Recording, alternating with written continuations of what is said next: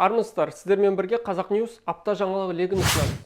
Қазақ тілін білмейтіндерге Қазақстан азаматтығын бермеу туралы жаңа заң қабылданбақ. Бұл туралы премьер-министр Әлихан Смайылов айтты.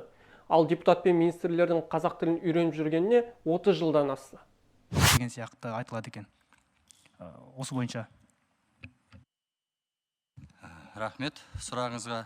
Бұл өте маңызды сұрақ. Действительно, повсеместно такое происходит. Мы знаем, что вот строительная сфера сейчас переживает. Қаржы министрлігіне түсіндірмелер белгілеген тәртіппен беріліп. Бірақ жасы тәуелсіздікпен құрдас министр қазақ тілінде сөйлей алмаса не болмақ? Османов мырза, мен сізге негізі қазақша түрде нақтылап айтқам, бірақ оны түсінбедіңіз, сондықтан мен орысша айтуға тырысайын. Я имею в виду не только интернет сама связь. Нету сотовой связи, например, та же 112. Я не говорю интернет, причем широкополосной интернет там. Хотя бы какую-то антенну поставить в такие места. Люди просто... Мемлекеттік тілді білу әрбір қазақстандықтың парызы, тіпті міндеті деп те айтуға болады. Тәуелсіздік бәрінен қымбат деп аталатын мақаласында президент Қасым-Жомарт Тоқаев қазақ тілін әлі де жете меңгермеген отандастарға үндеу жасады. Тоқаевтың бұл мәлімдемесін әуелі жұртқа үлгі болар шенеуніктер назарға алуы тиіс. Екінші жылдың 10 айындағы мемлекеттік бақылауының негізгі нәтижелер туралы баяндауға рұқсат етіңіздер. Жыл соңына дейін жоспарланған мәдени іс-шаралары туралы брифингке Ал Қазақстан жерінде тұратын қазақ елі үйінде қазақша сөйлей ме? Қазақпын, неудобно. Қазақша сөйлеу ыңғайсыз ба сізге? Балаларым да орысша сөйлейді, более удобно. Енді қазақша үйренеміз, жақсы сөйлейміз үйде енді. Нету керек енді, конечно. Вообще сөйлеймін. Неге?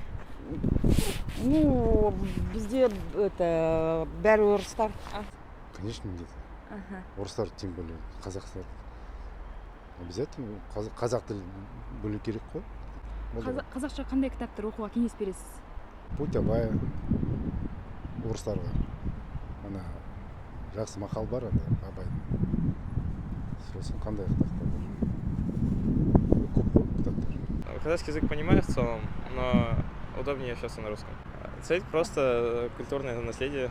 Ну, стыдно как-то не знать казахский язык, быть казахом. Вот, я считаю. Но сейчас у меня учеба в университете, так что параллельно стараюсь как-то подтягивать казахский язык с одногруппниками. Вот. Не знаю, но я сейчас только начал учиться, поэтому у меня сейчас там коллектив, где я работаю, они казахскоговорящие. Вот с ними начал общаться. А дома вообще на русском говорите, да? Дома, да, на русском говорю. И дети на русском учатся? Тоже на русском учатся, да. Вот. Не знаю, это ненормально же так. Потому что у нас как бы язык это для того, чтобы я мог разговаривать или какую-то информацию доносить. Если только ради того, чтобы просто был казахский язык, чтобы коммуникация только на казахском языке оставалась. Неге орыс тілді сайттар ақпаратты бірінші сапалы береді? Деп әріптесіміз Ербол Азанбек Фейсбуктағы парақшасында 2017 жылы жазған. Ал өзгеріс 2022 жылы бастала ма? Әлі күнге дейін виноград сөзінің аудармасы жүзім қара.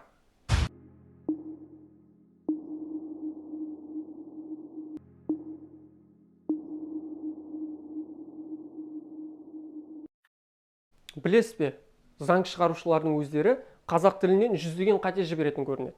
Мемлекеттік тілдің тазалығы мен сапасына қатысты сындар азайтылып жүрген жоқ. Ақпарат және қоғамдық даму министрлігі дайындаған осы заңның бастапқы жобасына ғылыми лингвистикалық сараптама жүргізу барысында 422 қате.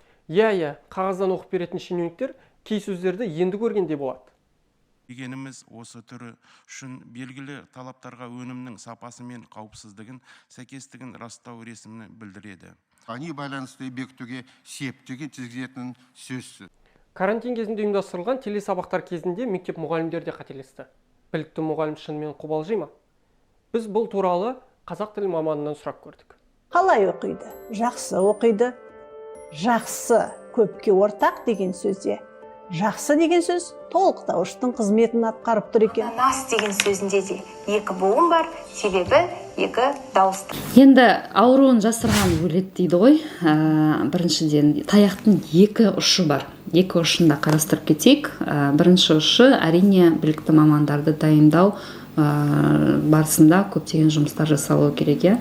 Бұл жаңағы мектеп болсын, мектеп қабырғасы болсын, университет болсын, жаңағы қазақ тілі мұғалімдерін мен екі бағытта тәрбиелеу керек деп айтушы едім. Білім, тәлім беру керек.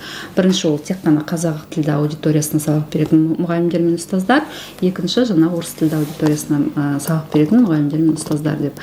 Енді сабақ барысында, сабақ үрдісінде көптеген жаңағы оқиғалар орын алып жатады. Олар болып тұрады, бірақ оны сен жөндеу үшін қайтадан оны сараптамадан өткізу керексің ол сабақты. Одан кейін барып толыққанды дайын деген жаңағы неге келгенде ғана, мәмілеге келген ғана шығару керек та. Ол кешірілмейтін дүние деп. Екі буын бар, себебі екі. Апта легі осымен тәмам. Басқа да ақпараттарды қазақnews.kz сайтынан оқи аласыздар. Біздің әлеуметтік парақшаларымызға тіркелуді ұмытпаңыздар. Келесі жүздескенше.